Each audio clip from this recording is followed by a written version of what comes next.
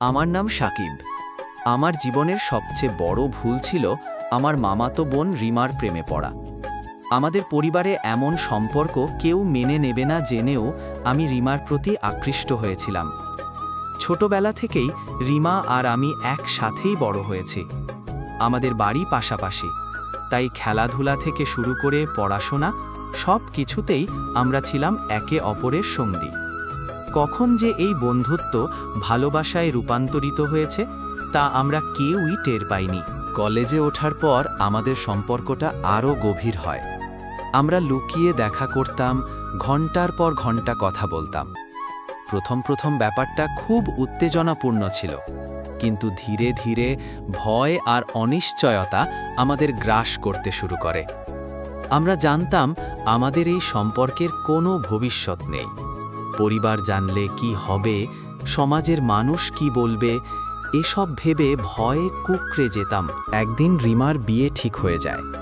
ওর বাবা মা একজন প্রতিষ্ঠিত ব্যবসায়ী ছেলের সাথে ওর বিয়ে দেন। খবরটা শুনে আমার আকাশ ভেঙে পড়ে। রিমাও খুব ভেঙে পড়েছিল। আমরা দুজনেই কান্নাকাটি করতাম, কিন্তু কিছুই করার ছিল না।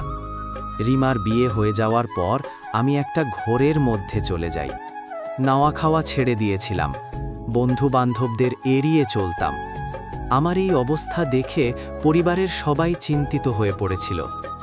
আমার মামাতো বোনের সাথে প্রেম করে আমি যে ভুল করেছি তার জন্য আমাকে অনেক মূল্য দিতে হয়েছে। আমার জীবন থেকে হাসি আনন্দ সব উধাও হয়ে গেছে। আমি জানি রিমাও সুখে নেই। আমাদের সম্পর্কটা ছিল একটা ভুল, কিন্তু সেই ভুলের মাসুল আমাদের দুজনকে সারা জীবন ধরে দিতে হবে। আজও যখন রিমার কথা মনে পড়ে তখন আমার বুকটা ব্যথায় ভরে ওঠে। আমার মনে হয় যদি আমি সেদিন আমার অনুভূতিগুলোকে নিয়ন্ত্রণ করতে পারতাম তাহলে হয়তো আজ সবকিছু অন্য রকম হতো। কিন্তু এখন আর এসব ভেবে লাভ নেই। যা হওয়ার তা হয়ে গেছে। এখন শুধু একটাই প্রার্থনা, রিমা যেন সুখে থাকে আর আমি যেন এই কষ্ট থেকে মুক্তি পাই। রিমা যখন আমার জীবনে ছিল তখন আমার জীবনটা ছিল রঙিন। তার হাসি, তার কথা, তার উপস্থিতি সবকিছুই আমাকে মুগ্ধ করত। আমরা দুজনে মিলে কত স্বপ্ন দেখেছিলাম। ভেবেছিলাম একদিন আমরা সবকিছু ছেড়ে দূরে কোথাও চলে যাব, যেখানে কেউ আমাদের চিনবে না, জানবে না। কিন্তু সে স্বপ্নই রয়ে গেল। রিমার বিয়ের পর আমি নিজেকে পুরোপুরি গুটিয়ে নিয়েছিলাম। বন্ধুদের সাথে আড্ডা দেওয়া, খেলাধুলা করা সবকিছু ছেড়ে দিয়েছিলাম। রাত জেগে রিমার কথা ভাবতাম আর চোখের জল ফেলতাম। আমার এই অবস্থা দেখে মা বাবা খুব চিন্তিত হয়ে পড়েছিলেন। তারা আমাকে অনেক বোঝানোর চেষ্টা করেছিলেন, কিন্তু কোনো লাভ হয়নি। আমার মনে হতো আমার জীবনের সব আলো নিভে গেছে।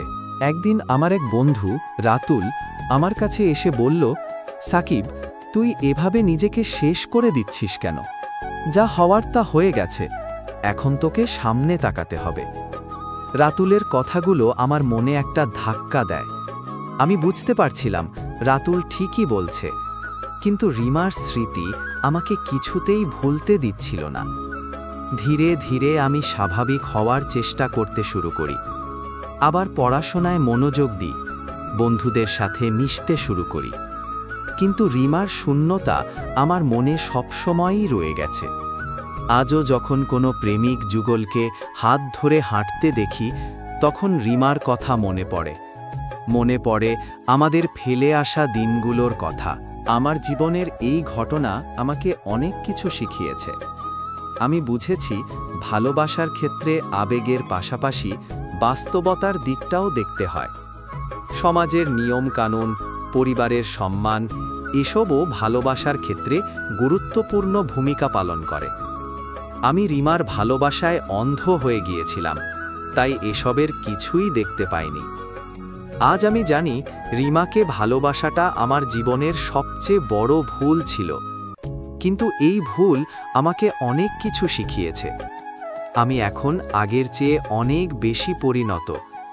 জীবনের ভালো মন্দ দিকগুলো সম্পর্কে আমার এখন স্পষ্ট ধারণা আছে। হয়তো একদিন আমি এই কষ্ট থেকে পুরোপুরি মুক্তি পাব আর আবার নতুন করে বাঁচতে শিখব। আমাদের পরিবারে একটা কথা প্রচলিত ছিল, রক্তের সম্পর্ক ঈশ্বরের তৈরি, তার উপর কোনো মানুষের হাত নেই। রিমা আর আমি যখন ছোট ছিলাম তখন এই কথাগুলোর গভীরতা বুঝিনি। বড় হওয়ার সাথে সাথে যখন আমাদের সম্পর্কের নতুন মাত্রা যোগ হলো, তখন মনে হলো যেন আমরা একটা নিষিদ্ধ ফলের দিকে হাত বাড়াচ্ছি। প্রতিটা লুকিয়ে দেখা করা, প্রতিটা ফিসফিস করে কথা বলা, সব কিছুর মধ্যেই একটা অপরাধ বোধ মিশে থাকত। জানতাম এটা ভুল, কিন্তু ভালোবাসার তীব্র টানে সব কিছু উপেক্ষা করেছিলাম। রিমার বাবা মা ছিলেন খুবই রক্ষণশীল। তারা তাদের মেয়েকে নিয়ে অনেক স্বপ্ন দেখতেন। রিমার জন্য তারা একজন সম্ভ্রান্ত পরিবারের সুপাত্র খুঁজছিলেন। আমি জানি তাদের চোখে আমি ছিলাম শুধুমাত্র তাদের বোনের ছেলে, যার সাথে রিমার কোনো প্রেমের সম্পর্ক কল্পনাও করা যেত না। যখন রিমার বিয়ের প্রস্তাব আসে, তখন সে এক গভীর সংকটের মধ্যে পড়ে যায়। একদিকে তার বাবা মায়ের স্বপ্ন, অন্যদিকে আমাদের অসমাপ্ত ভালোবাসা। সেদিন রিমা আমাকে ফোন করে হাউমাউ করে কেঁদেছিল, সাকিব, আমি কি করব? আমি ওদের কাউকে কষ্ট দিতে পারবো না। ওর কণ্ঠস্বরে যে অসহায়ত্ব ছিল তা আমাকেও ভেঙে দিয়েছিল। আমি জানতাম রিমার পক্ষে পরিবারকে অস্বীকার করা সম্ভব নয়। আমাদের ভালোবাসা এতটাই দুর্বল ছিল যে সমাজের কাছে তা মাথা তুলে দাঁড়াতে পারেনি। রিমার বিয়ের দিনটা ছিল আমার জীবনের সবচেয়ে অন্ধকার দিন। আমি কিছুতেই বিশ্বাস করতে পারছিলাম না যে রিমা অন্যের হয়ে যাচ্ছে। আমার চোখের সামনেই রিমার গায়ে হলুদ হলো, তারপর তার বিয়ে। আমি লুকিয়ে লুকিয়ে সবকিছু দেখছিলাম। আমার মনে হচ্ছিল আমার বুকের মধ্যে একটা গভীর ক্ষত তৈরি হয়েছে, যা কোনো দিন সারবে না। রিমার চোখেও আমি সেই একই কষ্ট দেখতে পাচ্ছিলাম। হয়তো সে আমার দিকে তাকিয়েছিল একরাশ অভিমান আর অসহায়ত্ব নিয়ে। এরপর কেটে গেছে অনেকগুলো বছর। আমি এখন একটা ভালো চাকরি করি। জীবনটা একটা ছকে বাঁধা নিয়মে চলছে। কিন্তু রিমার স্মৃতি আজও আমাকে তাড়া করে বেড়ায়। মাঝে মাঝে ওর সাথে দেখা হয় পারিবারিক অনুষ্ঠানে। তখন আমরা দুজনেই এড়িয়ে চলি একে অপরকে, যেন আমরা একে অপরের কাছে এক অজানা অধ্যায়। রিমার চোখে আমি এখনও সেই পুরনো সাকিবকে খুঁজি, যে তাকে ভালোবাসত পাগলের মতো। কিন্তু এখন সে অন্যের স্ত্রী। তার জীবনে নতুন দায়িত্ব, নতুন সম্পর্ক। আমি জানি আমাদের ভালোবাসার পরিণতি এমনই হওয়ার ছিল।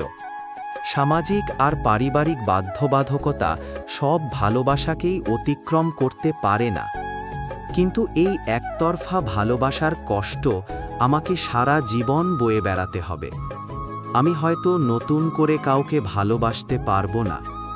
আমার মনের এক কোণে রিমা চিরকালই রয়ে যাবে, এক না বলা গল্পের নায়িকা হয়ে। আর আমি সেই গল্পের হতভাগ্য নায়ক, যে তার ভালোবাসা হারিয়েছে সমাজের আর পরিবারের নির্মম নিয়মের কাছে। এই গল্পটা হয়তো অনেকের কাছেই এক সাধারণ ভালোবাসার গল্প মনে হবে, কিন্তু আমার কাছে এটা আমার সারা জীবনের অনুশোচনা আর অপূর্ণতার এক জীবন্ত দলিল। এই ঘটনার পর আমি নিজেকে আর আগের মতো অনুভব করিনি। আমার ভেতরে যেন কিছু একটা মরে গিয়েছিল। একসময় যে সাকিব ছিল প্রাণোচ্ছল, হাসি খুশি, বন্ধুদের আড্ডার মধ্যমণি, সেই সাকিব হয়ে উঠল চুপচাপ, গম্ভীর। আমার মা আমাকে ডাক্তার দেখাতে চাইলেন। ভেবেছিলেন আমি হয়তো বিষণ্ণতায় ভুগছি। কিন্তু আমি জানতাম আমার রোগটা শারীরিক নয়, মানসিক। এ রোগের ওষুধ ডাক্তারদের কাছে নেই, এর ওষুধ আমার নিজের কাছেও নেই। আমার এক মাসি ছিলেন, যিনি আমার এই অবস্থা দেখে খুব চিন্তিত ছিলেন। তিনি একদিন আমাকে ডেকে বললেন, সাকিব, তুই জীবনটাকে এভাবে নষ্ট করিস না। রিমা তোকে ছেড়ে চলে গেছে, কিন্তু জীবন তো থেমে থাকে না। তোর বাবা মা, তোর ভাই বোন, তাদের কথা একবার ভাব, তারা তোকে নিয়ে কত স্বপ্ন দেখে। মাসির কথাগুলো আমার মনে কিছুটা হলেও প্রভাব ফেলেছিল। আমি বুঝতে পারছিলাম আমার এই আচরণ আমার পরিবারের জন্য কতটা কষ্টের। আমি ধীরে ধীরে নিজেকে সামলে নেওয়ার চেষ্টা করি, পড়াশোনায় মন দিই, যাতে একটা ভালো চাকরি পেতে পারি। জানতাম একমাত্র সফলতাই হয়তো আমাকে এই কষ্ট থেকে কিছুটা হলেও মুক্তি দিতে পারবে। আমি রাত দিন এক করে পড়াশোনা করতে লাগলাম। অবশেষে আমার চেষ্টা সফল হলো। আমি একটা মাল্টিন্যাশনাল কোম্পানিতে ভালো বেতনের চাকরি পেলাম। কর্মজীবনে প্রবেশ করার পর আমি নিজেকে আরও ব্যস্ত করে তুললাম। কাজের ফাঁকে বন্ধুদের সাথে আড্ডা দিতাম, মাঝে মাঝে ঘুরতে যেতাম। চেষ্টা করতাম রিমাকে ভুলে থাকার, কিন্তু রিমার স্মৃতি ছিল এক জেদি অতিথির মতো, যে কিছুতেই আমার মন থেকে যেতে চাইতো না। কোনো এক বৃষ্টি ভেজা দিনে অথবা কোনো নির্জন বিকেলে হঠাৎ করেই তার মুখটা ভেসে উঠত আমার চোখে। মনে পড়ত তার হাসি, তার দুষ্টুমি, তার অভিমান। একদিন আমি রিমার বাড়ির পাশ দিয়ে যাচ্ছিলাম। দেখি রিমা তার ছোট্ট ছেলেকে নিয়ে হেঁটে যাচ্ছে। ছেলেটা দেখতে ঠিক রিমারই মতো। আমি একটা গাছের আড়ালে লুকিয়ে পড়লাম, যাতে রিমা আমাকে দেখতে না পায়। রিমার মুখে হাসি ছিল, কিন্তু সেই হাসিতে আমি একটা চাপা কষ্ট অনুভব করছিলাম। হয়তো সেও সুখী নয়, হয়তো সেও আমাকে ভোলাতে পারেনি, কিন্তু সমাজের নিয়ম, পরিবারের বাধ্যবাধকতা তাদের কাজ করে গেছে। আমি সেদিন অনুভব করলাম আমাদের ভালোবাসা হয়তো ভুল ছিল না, কিন্তু আমাদের পরিণতিটা ছিল অনিবার্য। সামাজিক আর পারিবারিক বেড়াজাল ভাঙার মতো সাহস আমাদের ছিল না, আর সেই সাহসের অভাবে আমরা হারিয়ে ফেলেছি আমাদের ভালোবাসা।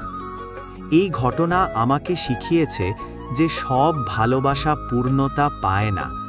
কিছু ভালোবাসা শুধু স্মৃতি হয়েই থেকে যায়, আর সেই স্মৃতিগুলোই আমাদের সারা জীবন তাড়া করে বেড়ায়।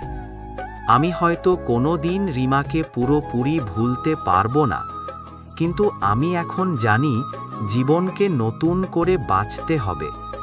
সেই অপ্রাপ্তির কষ্ট নিয়েই আমাকে বাকি জীবনটা কাটিয়ে দিতে হবে, একটা গভীর দীর্ঘশ্বাস আর চাপা বেদনা নিয়ে।